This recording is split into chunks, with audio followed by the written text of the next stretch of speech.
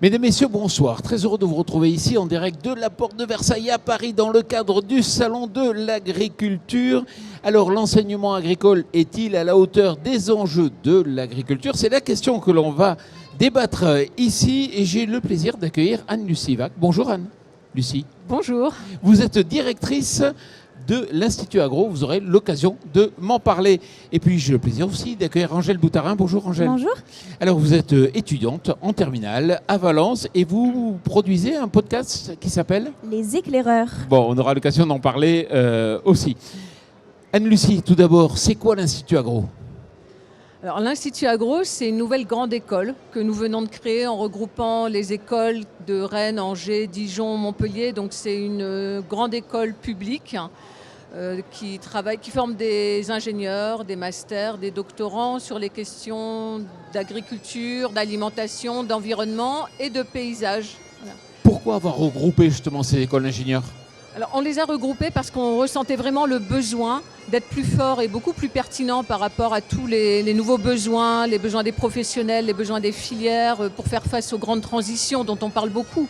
Transition agricole, agroécologique, alimentaire, numérique, climatique, etc.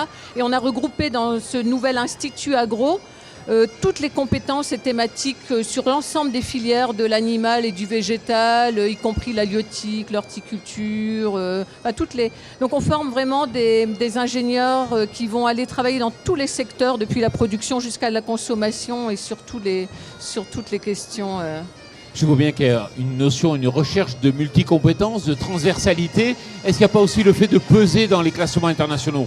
Oui, bien sûr. On a créé avec cet Institut Agro un acteur qui est maintenant repéré dans tous les grands classements internationaux, le Times Higher Education ou autres. Donc on est vraiment maintenant dans les radars et on valorise toute l'expertise française sur tout ce champ, agriculture, alimentation, environnement jusqu'au paysage.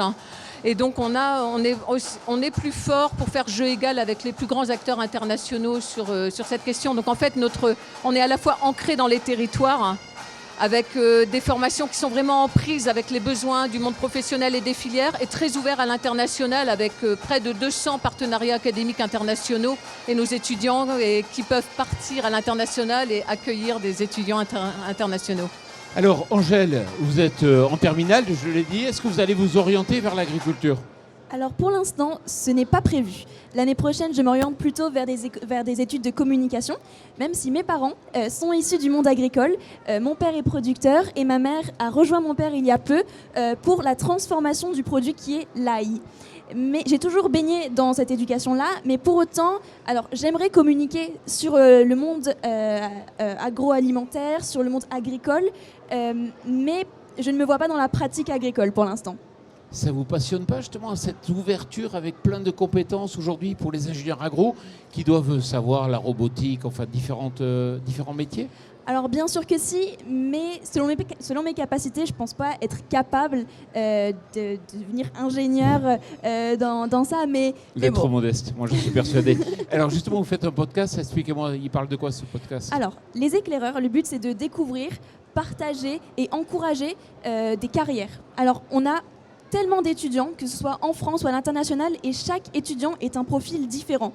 C'est un profil, des attentes, des compétences, des talents tellement différents, et ils ont tous un projet et des capacités complètement différentes. Et le but de podcast, c'est de montrer des parcours, des carrières qui sont complètement différentes, qui sortent de l'ordinaire et qui montrent que tout est capable. Et pour montrer qu'un étudiant qui, pour l'instant, n'a pas trouvé sa voie, qui se dit « Ah, mais j'y arriverai pas, je suis parti en droit, ça ne me convient pas », peut toujours repartir sur quelque chose qui lui conviendra bien mieux. Il est disponible comment ? Alors, le podcast est disponible sur Spotify, Deezer, Amazon Music, mais aussi sur Google Podcast et Anchor, qui sont des plateformes gratuites. Bon, alors je reviens à l'Institut Agro. Moi, je vais être un peu critique, bien sûr, pour étayer un peu la conversation, mais globalement, est-ce que les ingénieurs agro qu'on a formés ces dernières années, est-ce qu'on n'a pas voulu en faire des ingénieurs trop généralistes ? Est-ce qu'il n'y avait pas le complexe, peut-être, par rapport aux écoles centrales, etc.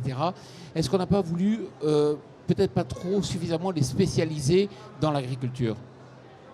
Ah non, moi je pense qu'on n'est vraiment pas dans cette configuration-là et je me permets de réagir sur ce que tu viens de dire. Notre enjeu, c'est vraiment justement d'attirer les meilleurs talents et de la diversité de tous ces talents-là. Nous, on a besoin de ces nouvelles générations d'étudiants qui sont engagés, qui sont nés avec le digital, qui sont conscients des enjeux et dont on veut vraiment capter toute la diversité. Alors, ingénieurs et puis ingénieurs eux, puisqu'on a 60 à 70% de femmes. C'est une spécificité de nos écoles d'ingénieurs dans ce champ agriculture, alimentation, environnement. Donc aujourd'hui, effectivement, l'enjeu, c'est de comment on forme toute cette jeunesse, cette nouvelle jeunesse, comment on la forme à être des acteurs de ces grandes transitions, comment on leur donne les clés pour inventer des nouveaux futurs, comment on capte et comment on attire toujours ces talents-là. Donc il faut aussi qu'on soit attractif. Donc moi je dirais que plutôt l'enjeu par rapport à ce que je viens d'entendre, c'est justement de aussi travailler cette image, réenchanter ce qu'est l'ingénieur agro, quelle est la place de l'ingénieur agro au sens large du terme dans la société et comment il va justement pouvoir répondre au mieux aux besoins des filières, aux besoins des professionnels, aux enjeux de société. Voilà, donc c'est vraiment ce qui vient d'être dit est extrêmement important, c'est aussi comment on fait comprendre à toute cette jeunesse-là ce qu'on peut venir faire en venant travailler dans ce secteur de l'agriculture, de l'alimentation, de l'environnement et du paysage, qui sont vraiment au cœur des enjeux de société. Nos ingénieurs, nos docteurs, nos masters, nos licences pro, et puis aussi tout ce qu'on fait à l'Institut Agro, dont je n'ai pas eu le temps de parler, mais qui est fondamental, on a un rôle spécifique d'appui à l'enseignement technique agricole. Donc ce lien entre le sup et le technique et ouvrir les vannes et ouvrir les voies pour créer cette communauté de jeunes qui vont s'engager pour mieux nourrir le monde, mieux contribuer à nourrir le monde dans un environnement préservé. Voilà, c'est ça l'enjeu. Alors, vraiment, vous avez un sacré enjeu, vous, parce que vous devez préparer les cerveaux de demain pour entrer dans l'agriculture. On sait qu'il faut embaucher dans le secteur et on sait que le pas de temps se raccourcit. C'est-à-dire qu'aujourd'hui, les compétences qui sont demandées actuellement ne sont pas celles qui étaient il y a 5 ans. Donc, vous devez anticiper. Est-ce qu'aujourd'hui, vous avez des gouvernances qui vous permettent de vous projeter dans le futur ? Je ne sais pas, on parle de la crise en Ukraine, on parle de souveraineté alimentaire. Est-ce que vous avez une filière souveraineté alimentaire ? Alors, on n'a pas une filière intitulée souveraineté alimentaire, mais c'est clairement la grande finalité de nos écoles, ça c'est clair. Et pour répondre à votre question, oui, on a la gouvernance pour être réactif, mais on a encore effectivement une marge de progrès et ce que vous pointez est fondamental. On forme des jeunes, on leur donne les clés pour inventer des futurs, des nouveaux futurs, etc. Mais on a aussi l'enjeu de la formation tout au long de la vie. Ils partent de nos écoles avec un bagage et ils sont opérationnels très vite. Et ce n'est pas des ingénieurs généralistes qui ne savent rien faire, non. Ils savent faire et ils peuvent tout de suite apporter, y compris pendant leurs études. Et après, il faut qu'ils continuent à se former. Et aujourd'hui, notre gros enjeu, c'est de capter tout ce qu'on appelle nos alumni, nos anciens de toutes les écoles, parce qu'on a fait l'arbre de vie de l'Institut Agro et on a intégré dans les derniers 10 ou 15 ans de nombreuses écoles et il faut qu'ils se reconnaissent dans l'Institut Agro, qu'on les capte et que tous ces alumni qui sont dans le monde professionnel nous aident à porter aussi cet institut et ses formations au plus haut niveau pour répondre au mieux aux enjeux. Autre chose, c'est vrai qu'il y a la formation initiale et puis après il y a le fait de maintenir des compétences chaque année, elles évoluent. Et j'ai l'impression que quand on fait une école d'ingénieur, on ne retourne pas vers son école d'ingénieur au bout de 5 ans pour compléter sa formation. Eh bien si. Alors justement, aujourd'hui, sur le stand de l'Institut Agro, on avait tout ce qu'on appelle nos alumni. Et donc ils vont être là tout le salon, tous les anciens de toutes les écoles qui sont maintenant les écoles de l'Institut Agro. Et ils viennent nous aider. Et on voit et ça c'est vrai pour beaucoup de grandes écoles, c'est-à-dire qu'on voit le retour des anciens des écoles qui veulent se réengager dans les écoles et qui viennent aider et qui viennent former nos ingénieurs. Ah oui. Non, l'idée c'est de se former, c'est-à-dire moi... Ils viennent se former et ils viennent former. Voilà, et aussi compléter, parce que je pense qu'il y a beaucoup de choses qui évoluent dans la vie professionnelle et moi je serais prêt à payer pour aller apprendre peut-être sur 6 mois chez vous. Eh bien venez.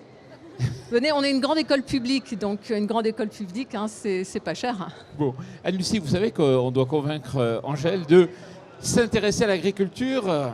C'est fait ou pas fait ? Eh bien, ça marche très très bien. Ah bon, c'est vrai ? Ça vous donne envie ? Eh bien, je me dis, pourquoi pas faire une licence dans mon école et peut-être faire un master chez vous, si c'est possible. Est-ce que ça serait possible ? Alors, vous avez dit quelque chose qui est extrêmement important, c'est qu'il faut oser. Il faut oser. Nous, il faut qu'on donne envie et il faut que les jeunes osent. C'est-à-dire qu'il ne faut pas s'auto-censurer. Souvent, les jeunes, les femmes, hommes, etc., s'autocensurent, se disent non, moi j'y arriverai pas, c'est pas pour moi. Si, c'est fait pour vous, il faut venir et c'est à nous de vous donner envie, de vous donner les clés et de vous faciliter l'accès, mais il faut oser. Et ben ça marche bien parce que ça donne très envie Voilà. en tout cas. Challenge. Bon, hein. on est déjà arrivé au terme de cette émission. Anne-Lucie Verc, merci beaucoup. Je rappelle que vous êtes directrice générale de l'Institut Agro. Angèle, félicitations pour toute cette initiative sur la communication vis-à-vis du métier. Merci à vous Merci et beaucoup. merci à vous.